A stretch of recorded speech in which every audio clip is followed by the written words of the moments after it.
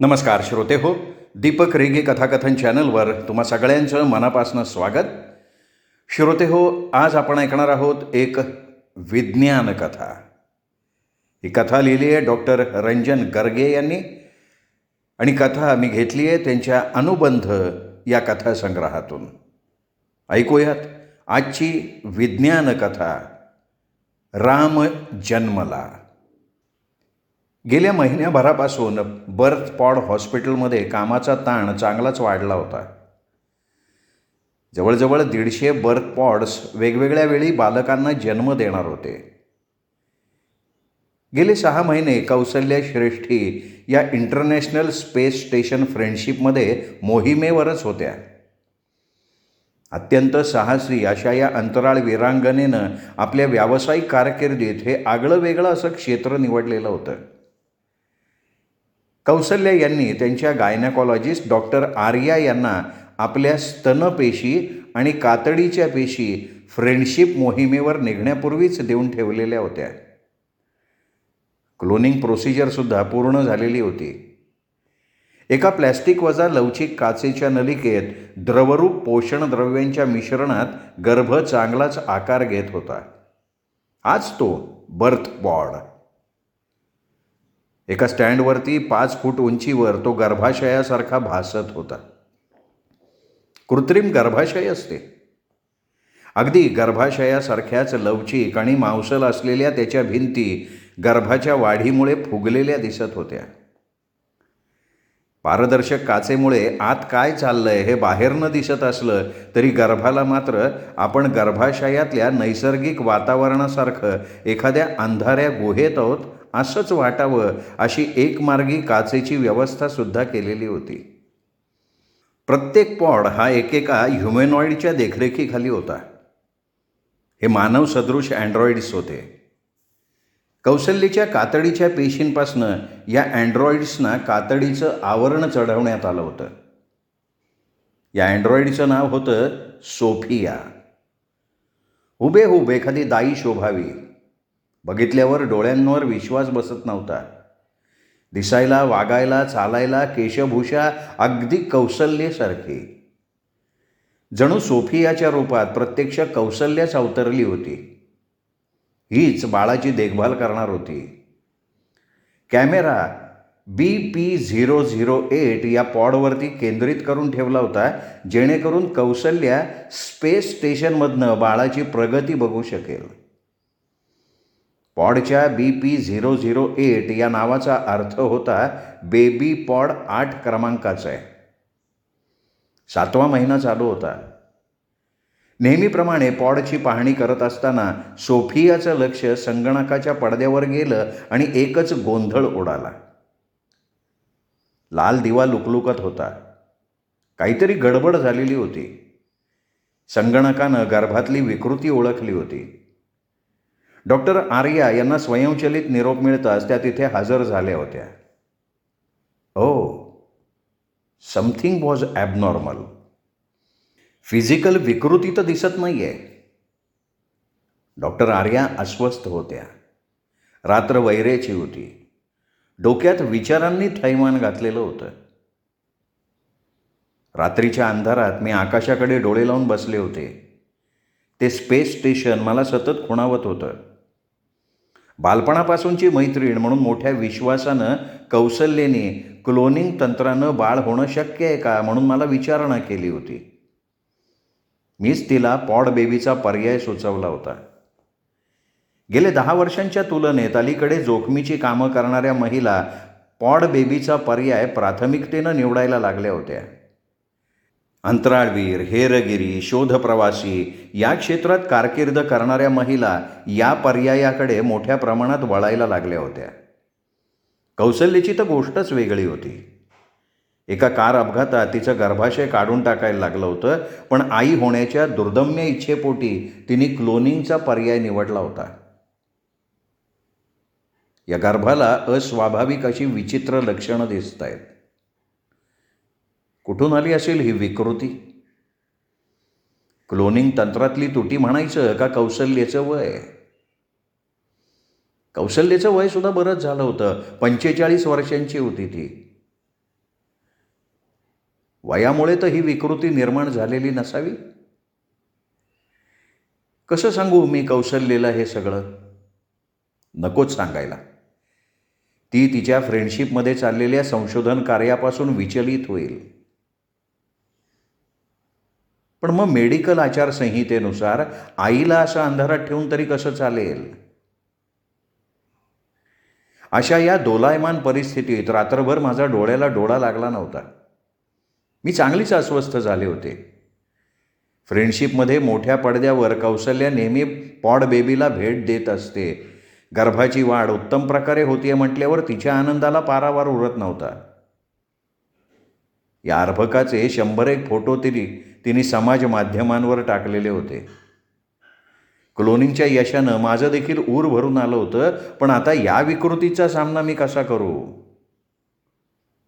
नकारात्मक विचारांच्या वादळानं आर्याच्या मनात थैमान घातलेलं होतं. डॉक्टर आर्याला कौशल्याशी झालेली पहिली भेट आठवली. हॅलो, मी कौशल्या श्रेष्ठी बोलतीये. मला डॉक्टर आर्या यांच्याशी बोलता येईल का? येस, मी आर्या बोलतीये. अगं कौशल्या, तब्बल 30 वर्षांनंतर मी तुझा आवाज ऐकतेय. आपण मॉडर्न स्कूलच्या मैत्रिणी होतो. तुझ्या वडिलांची बदली झाली आणि नंतर करिअरच्या धामधुमीत 30 वर्ष कशी निघून गेली समजलं सुद्धा नाही. ये अगं, संध्याकाळी ये, गप्पा मारू आणि नंतर जेवूनच जा. छान वाटलं तुझ्याशी बोलून. भेटूयात संध्याकाळी. दोघीजणी संध्याकाळी क्लिनिकमध्ये भेटतात. अगं कौशल्या, सध्या तू काय करतेस का?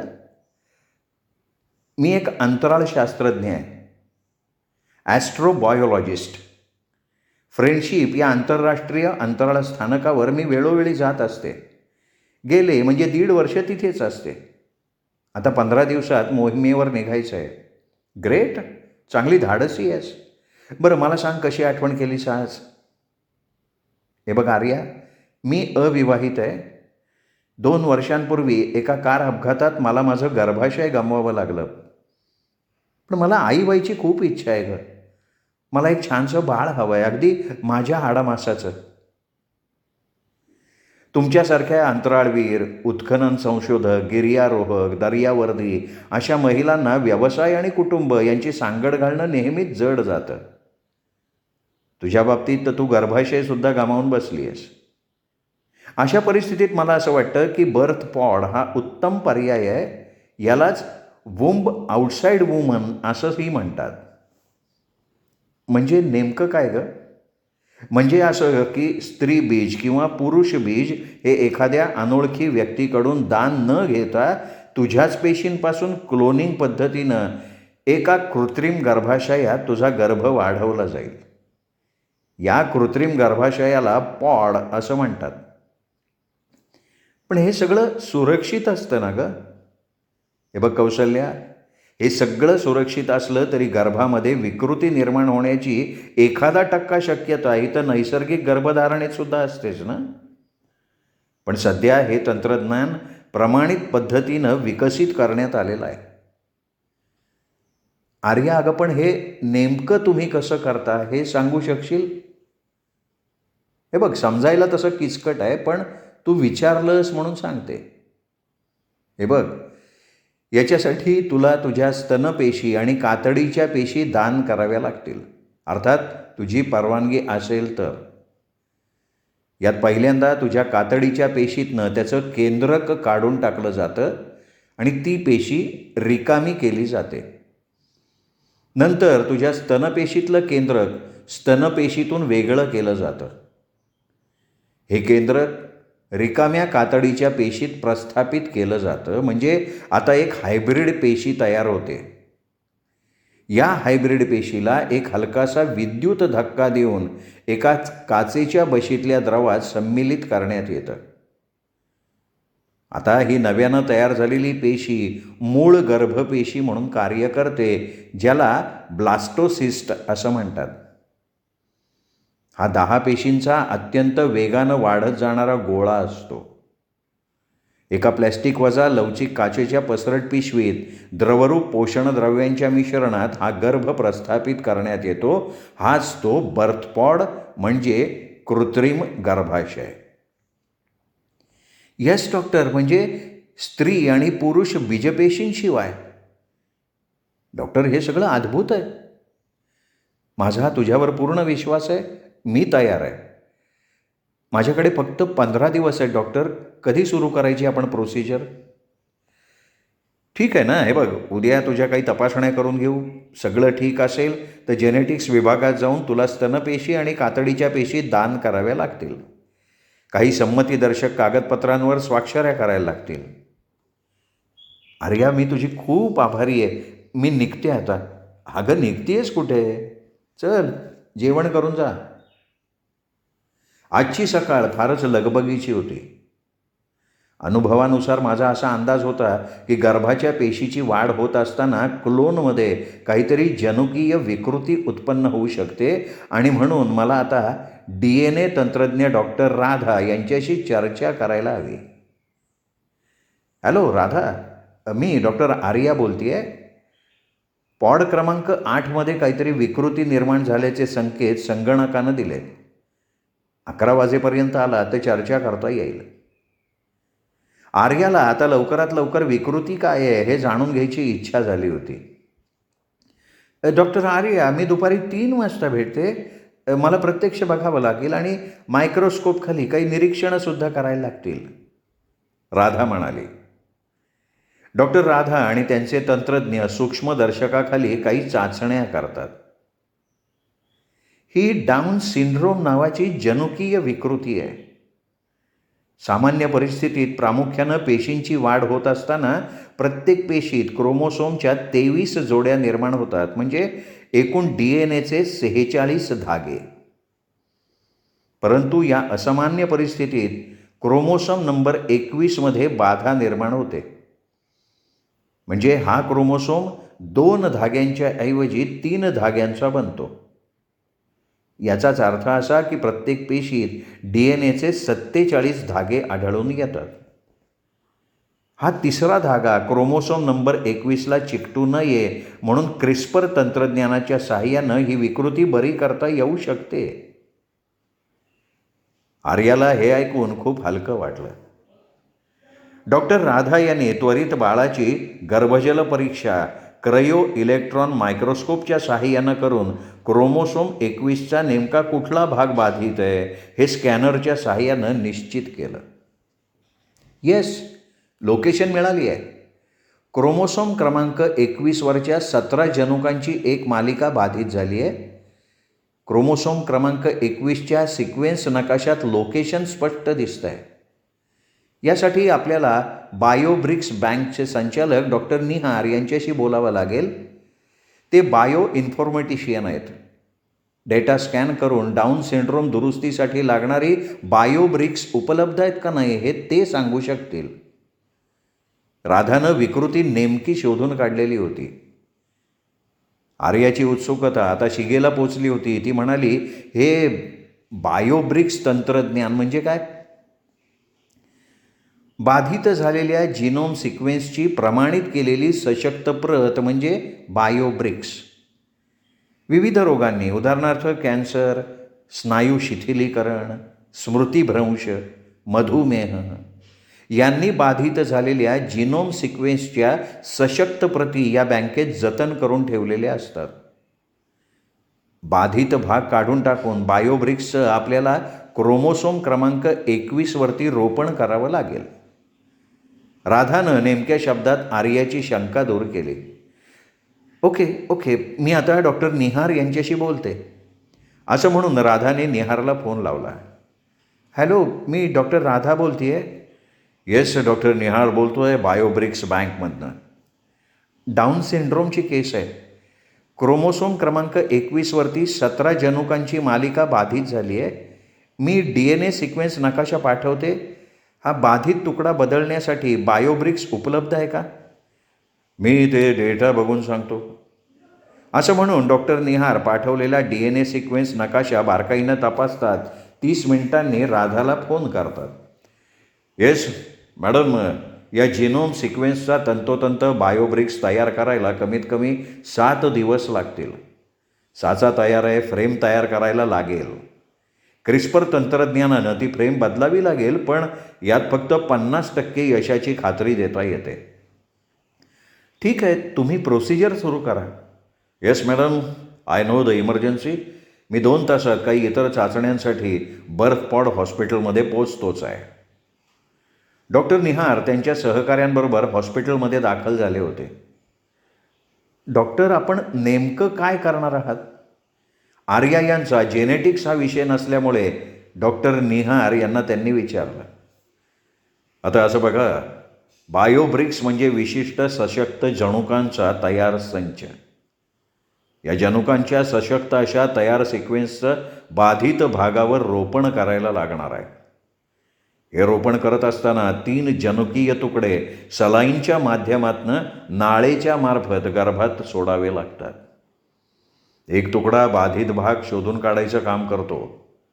याला जनुकीय शोधणी किंवा जेनेटिक प्रोब असं म्हणतात. दुसरा तुकडा विशिष्ट प्रथिनाचा असतो. याला Cas9 असं म्हणतात. हेच क्रिस्पर विकर आहे. ही एक विकर रासायनिक कात्री असते. या कात्रीच्या साहाय्यानं तो बाधित तुकडा कापून टाकला जातो आणि तिसरा तुकडा हा सशक्त जनुकांचा म्हणजे बायोब्रिक्स असून तो बाधित तुकड्याच्या जागी बसवला जातो. या संपूर्ण प्रक्रियेला जीन एडिटिंग तंत्र असंही म्हणतात. डॉक्टर निहार यांनी डॉक्टर आर्या यांना सगळं समजावून सांगितलं. 8 दिवसात बायोब्रिक्स तयार झालेला होता. बायोब्रिक्स तयार आहे. आज आपण ही 7 इंजेक्शन्सची जनुकोपचार पद्धती सुरू करूयात. थोड्या थोड्या अंतरानं महिनाभर सलाईनच्या माध्यमानं हा जनुकोपचार द्यावा लागेल. डॉक्टर निहार यांनी उपचारांना सुरुवात केली होती आणि जे घडू नये म्हणून आर्याला वाटत होतं तेच नेमकं आज घडलं. स्पेस स्टेशनमध्ये संध्याकाळी अंथरुणावर पडल्या पडल्या कौसल्या पडद्यावर आपल्या बाळाची वाढ कशी होतीये हे रोज आवर्जून बघत असे. आज मात्र कौसल्या अस्वस्थ झाली होती. डॉक्टरांचा चमू पॉड बेबीच्या अवतीभोवती उभं राहून बेबीला काहीतरी इंजेक्ट करत होते. ते दृश्य कौसल्याला बघवेना. काहीतरी गडबड नक्कीच झाली होती. कौसल्याने त्वरित आर्याशी संपर्क साधला. बेबीला काही प्रॉब्लेम झाला आहे का गं? अगं नाही गं, नेहमीप्रमाणे न्यूट्रियंट्स दिली जात आहेत. पण हे बोलत असताना आर्याच्या काळजात चर्र झालं. चेहऱ्यावर अपराधीपणाचा भाव स्पष्ट दिसत होता. नक्की ना गं? तसं काही असेल तर मोकळेपणानं सांग बरं का. आता मात्र आर्याच्या डोळ्यात पाणी तरारलं होतं. मेडिकल एथिक्सनुसार कौसल्याला हे सगळं सांगावं लागणारच होतं. हे बघ कौसल्या, मी काय सांगते ते नीट ऐक. बाळाला डाऊन सिंड्रोमची लक्षणं दिसत आहेत. जनुकोपचारानं हा गर्भ नक्की बरा होईल. तुला धीरानं घ्यायला लागेल. मी तुला रोज अपडेट करत जाईनच. आर्यानं एका दमात सगळं सांगून टाकलं आणि तिला एका मोठ्या दडपणातनं मुक्त झाल्याची अनुभूती मिळाली. एका साहसी अंतराळ वीरांगनेच्या डोळ्यात अश्रू तरारले होते. ठीक आहे. कौसल्यानं मन घट्ट करून कॅमेरा बंद केला. 28 दिवसांचा जनुकोपचार पार पडला होता. अजून एका आठवड्यानंतर स्कॅनिंग केल्यावर त्याच्या परिणामांची खात्री देता येणार होती. आज बेबीच्या बॉडी फ्लुइडची सूक्ष्मदर्शकाखाली बारकाईनं चाचणी करण्यात आली. मी डॉक्टर आर्याशी बोलू शकतो का? बोला ना डॉक्टर, मी रिपोर्ट्सची आतुरतेनं वाट बघते. सगळं ठीक आहे ना डॉक्टर? आर्या बोलताना थरथरत होती. आनंदाची बातमी आहे तुमच्यासाठी. आता बेबी नॉर्मल आहे, धोका टळला आहे. निहारच्या शब्दांवर आर्याचा विश्वासच बसत नव्हता. डॉक्टर, बेबी नॉर्मल आहे ना? हो मॅडम, मी म्हणालो ना. डॉक्टर, माझा आनंद खरोखर गगनात मावत नाही आहे सध्या. किती आभार मानू तुमचे. याहीपेक्षा बाळाच्या आईला जो आनंद होणार आहे ना, तर तो तर या आकाशगंगेत सुद्धा मावणारा नाही आहे. माझ्या आनंदाला खरोखर सीमा उरलेल्या नाही आहेत. आर्या आनंदानं भारावून गेल्या होत्या. बाळाची खूप काळजी घ्यायला हवी. बाळाला 30 दिवस पोषणद्रव्याबरोबर मी लिहून दिलेली औषधं मात्र देत राहा. निहारनं सल्ला दिला. फ्रेंडशिपवर मध्यरात्रीच्या सुमाराला पडद्यावर बीप बीप बीप अशा आवाजानं कौसल्या जागी झाली. स्क्रीन सुरू केला आणि समोर चक्क डॉक्टर आर्या आणि त्याच्या पाठीमागे बेबी पॉड बघून ती चक्रावली. कौसल्या, अगं तुझं बाळ आता धोक्याच्या बाहेर आहे. तुझं अभिनंदन करण्यासाठी मुद्दाम फोन केला. कौसल्याला ही बातमी द्यायला आर्या अधीर झाली होती. हे ऐकून मात्र अंतराळ वीरांगनेनं आनंदाश्रूंना वाट मोकळी करून दिली होती. शब्द फुटत नव्हते. पॉडकडे ती भावना विवश होऊन एकटक बघत होती. आर्या, तू मोठ्या जिद्दीने, चिकाटीने आणि धैर्यानं ही लढाई जिंकली आहेस. किती दिवस राहिलेत ग या बाळाच्या जन्माला? अगं आता फक्त काही दिवस, आर्या आत्मविश्वासानं म्हणाली. कौसल्यनं आता आपला कॅमेरा पॉडवरती झूम केला होता. 39 आठवड्यांचं ते बाळ मोठं गोंडस दिसत होतं. हात आणि पाय दुमडलेले, डोळे बंद, आणि ते हळूहळू त्या पॉडच्या भिंतीला ढुश्या मारत होतं. त्याचा तो विशिष्ट आवाज आणि हालचाली जणू प्रत्यक्ष गर्भाशयाची आठवण करून देत होत्या. स्टॉपवॉच 00.00 दर्शवत होतं आणि पॉड फुटून त्यातलं पाणी वाहून गेलं होतं. कौसल्या या सगळ्या प्रक्रियेकडे श्वास रोखून बघत होती आणि एक दीर्घ श्वास सोडून तिने सुटकेचा निश्वास टाकला होता. त्या बाळाने आपला पहिला श्वास घेतला होता. कौसल्या उद्गारली, किती गोड आहेस रे माझ्या राजा. आज 15 एप्रिल 2070. कौसल्याच्या पोटी राम जन्माला होता. कौसल्य आणि तो गोंडस राम यांच्यात हजारो किलोमीटरचं अंतर असून सुद्धा त्यांच्यात आगळे वेगळे अनुबंध निर्माण झालेले होते. आणि सोफियानं बाळाला घेण्यासाठी आपले मऊ मऊ हात पुढे केलेले होते. कौसल्याच्याच कातडीच्या पेशींचं सोफियाच्या हातावर रोपण केलेलं असल्यामुळे बाळाला हवा हवासा वाटणारा आईच्या कातडीचा गंध त्याला सुखावह वाटत होता. बाळाच्या रडण्यानं फ्रेंडशिपवरील संशोधन केंद्र भारावून गेलं होतं. कौसल्याच्या भोवती उभ्या असलेल्या 3 साथीदार अंतराळवीरांनी तिचं अभिनंदन केलं. सोफियानं त्या गोंडस बाळाला आपल्या हातात कॅमेऱ्यासमोर उंच करून कौसल्याला दाखवलं. मुलगा झाला होता. सोफियाकडे बघून कौसल्या आश्चर्यचकित झाली होती. हुबेहूब तिच्यासारखा आवाज, शब्दफेक, केशरचना, पेहराव, चालण्या वागण्याची ढब. इतक्या बारकाईनं सोफियाकडे तिने कधीच बघितलं नव्हतं. आता मात्र पुढचे 7 महिने सोफिया हीच बाळाच्या आईची भूमिका बजावणार होती. नोव्हेंबर 2070 कौसल्या पृथ्वीवर परतणार होती. एका आईला हे फार जड जाणार होतं. श्रोते हो, तुम्ही ऐकत होता डॉक्टर रंजन गर्गे लिखित कथा राम जन्मला. ही कथा कशी वाटली हे कमेंट करून जरूर कळवा. आणि हां श्रोते हो, या कथेत जे क्रिस्पर तंत्रज्ञान सांगितलेलं आहे डॉक्टर रंजन गर्गे यांनी, हे तंत्रज्ञान आत्ता यशस्वी झालं आहे अशा बातम्या देखील हल्ली छापून आलेल्या होत्या. त्यामुळे विज्ञान कथेत सांगितलेली कल्पना ही सत्यात उतरते हे सिद्ध झालेलं आहे. त्यामुळे ही कथा कशी वाटली हे कमेंट करून जरूर कळवा.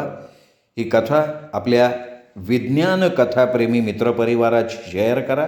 त्यांनाही त्यांची मतं आपल्या चॅनलवर मांडायची विनंती करा. आणि त्यांनाही अशाच विज्ञान कथा ऐकण्यासाठी दीपक रेगे कथाकथन चॅनल सबस्क्राईब करायची माझ्या वतीनं विनंती करा. पुन्हा भेटूयात श्रोते हो अशाच उत्तमोत्तम कथांसह. तोपर्यंत नमस्कार.